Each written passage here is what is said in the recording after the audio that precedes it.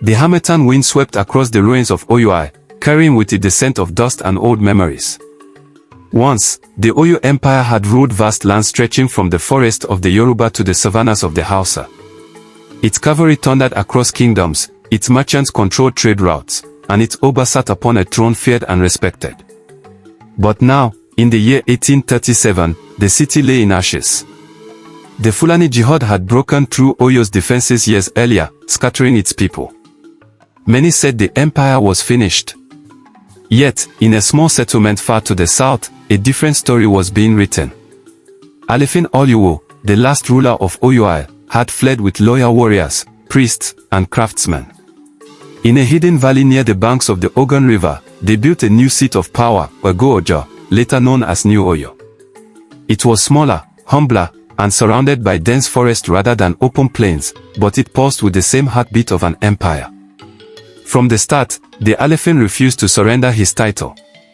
He still held court, still wore the beaded crown, and still sent envoys to neighboring kingdoms, reminding them that Oyo's authority lived on.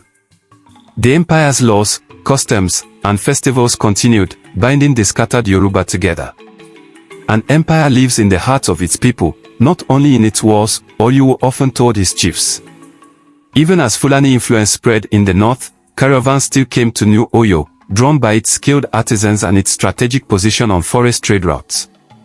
Over the decades, Oyo warriors helped defend neighboring towns against slave raids, winning allies and slowly expanding their reach. Children grew up hearing stories of the old capital's glory and were taught to believe that one day Oyo's lands would be restored. By the mid-19th century, the Oyo Empire was no longer the sprawling giant it once was, but it was alive, breathing through the resilience of its people. Even colonial powers, arriving later, found that the Alefin's authority still commanded deep respect. And so, though palaces had burned and battlefields had been lost, the spirit of Oyo remained unbroken.